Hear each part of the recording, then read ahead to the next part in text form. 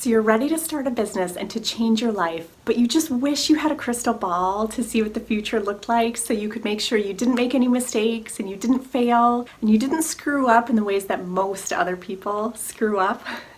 Well, if that's what you're looking for, then you're in the perfect place.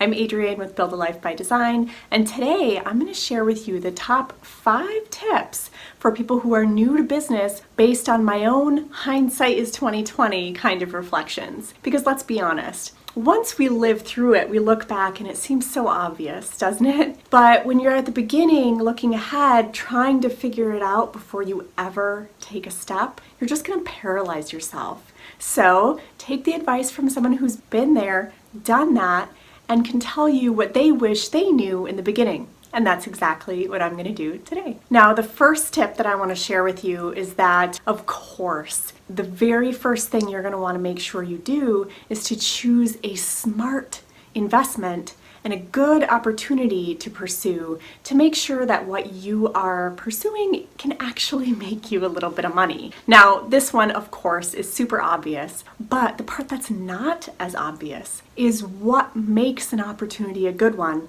versus a bad one, and how to even spot the good ones and stay away from the bad ones. Because let's be honest, until you've been in business for a little while, you're just not used to wearing a business hat yet, right? You're not necessarily thinking in terms of a business owner to make business-related decisions. That totally makes sense. So in the beginning, when you're shopping for a business or an opportunity that you can represent, it's really common for people to actually make really poor decisions because they don't even know what's important yet. I'm going to put some links in the description that will take you to one of 2 options. If you are dead set on making 6 figures in network marketing, I have a training that's completely free that will tell you what's important to know, the factors that matter, that in hindsight, I wish I knew when I was getting started. And then on the flip side, if you're interested in any other kind of business, affiliate marketing, coaching, consulting, selling online products, anything like that, anything not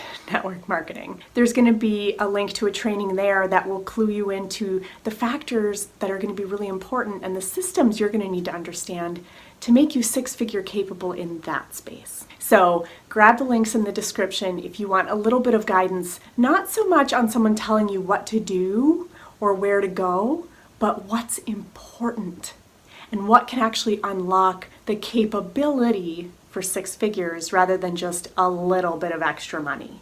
So be sure to grab those. And what I see happen most of the time is that people are choosing things that fit their passions or seem fun or seem like they'd be easy. And let's be honest, you guys, there is no easy button in business. And your passions don't always make you money, okay? So those are not necessarily the factors that you should be considering when you're starting a business. And if you're following me, chances are it's because you don't just want a couple extra $100. You may want to earn up to 6 figures or more. So that is super important if that's the lens that you're using to select the business that you want to run. Tip number 2, it's super important to keep a long-term view towards building your business. And it can be really easy and really tempting to want to make quick money now. But in all honesty, you guys, any type of business that you could start that's promising quick money now is probably a scam or a hoax of some sort, because any real business that's worth building takes time. So you need to adopt a long-term view when it comes to building your business. You may have heard the saying that when you start a new business, 90% of business owners fail in the first year. And I think a huge part of that is because 90% of business owners think that they should get into immediate profits and they just quit, right? While oftentimes it can take a number of months before you start to see the money rolling in. So you just have to be patient and consistent. I cannot urge how important consistency is when you're building a business. I call that the grind phase, where you've learned what to do and you just need to consistently do it every day, even when you feel like you're banging your head off the wall because it is so boring to do the same thing day in and day out. That's exactly what you need to do. But here's another part of that might really help you. If you set some short-term goals that you can celebrate when you reach, it'll be easier to keep that long-term view. So maybe you set a goal to make your first $250 and you go out to dinner when that happens. And then maybe you set a goal to make your next $500, then you set a goal to make $1,000 in a month, etc. So you have something to shoot for that's realistic, but yet a long-term view for how long you're going to stick with this. The most common mistake that I see people make is that they let fear stop them either before they get started or shortly after getting started. You cannot believe how many people are driven by fear, stopped by fear, and conquered by fear. And the truth of it is, fear is just future events appearing real. We're convinced that if I do this, then that's going to happen. And if I do that, then this is going to happen. And I'm going to fail, and I'm going to struggle, and I'm going to,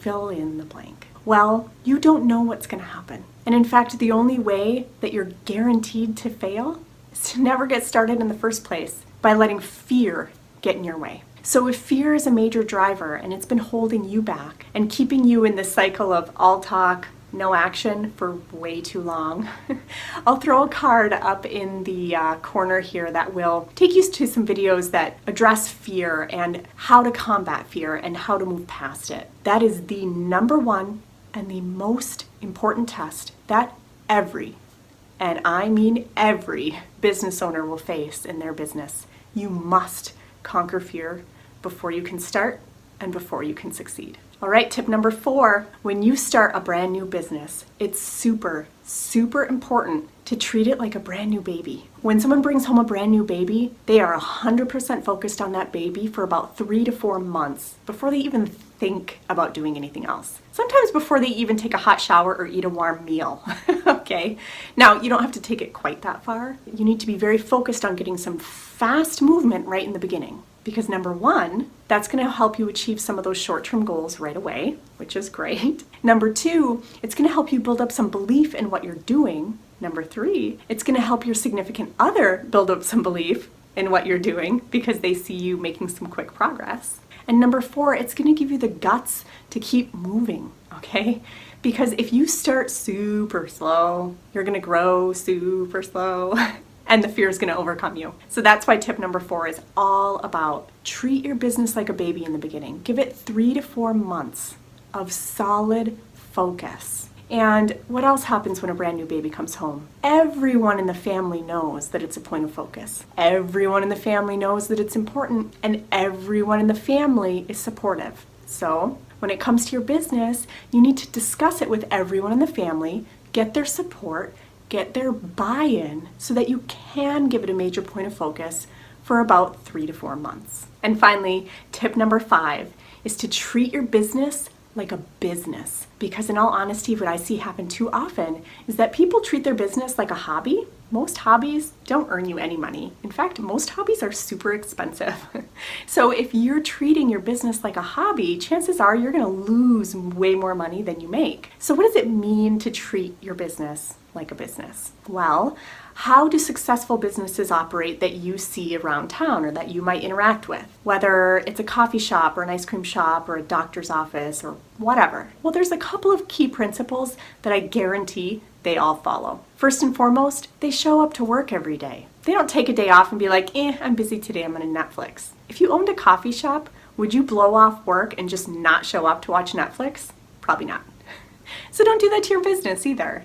Another principle, they treat all of their business engagements, whether it's meetings or conversations or talking to new team members, as unmovable meetings. If they have an appointment to interview a new team member to hire onto their team, they don't blow them off or say, oh, hey, actually, can we just talk next week? I'm busy. No, they treat that appointment with priority and they protect it above all costs. So not only are they scheduling meetings, they're honoring those meetings. So when it comes to your business, rather than being flippant about who and when you're going to talk to and when you're connecting with leads or prospects, set meetings. Ask them to honor those meetings and have some sort of a system or a tool to automate booking those meetings. Because let's be honest, if you were running any other business, would you rely on memory or like the notes on your phone or just texting people? Yeah.